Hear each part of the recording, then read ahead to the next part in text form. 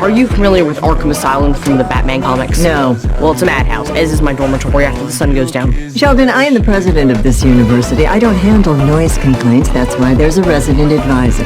Oh, I went to him. And? You saw me sleeping on the bench like a hobo. What do you think? Can't you just, I don't know, chalk this up as part of the college experience? Yeah, the clown college experience. Sorry, I'm cranky. I've compiled a list of reasons why I should be appointed the dormitory RA. Number 1. Fine, you're the RA. Number 1. I love rules, creating them, following them, and most fun of all, enforcing them. You're the RA, Sheldon. Excellent. Number 2. Punishment for rule infractions must be both fair and merciless.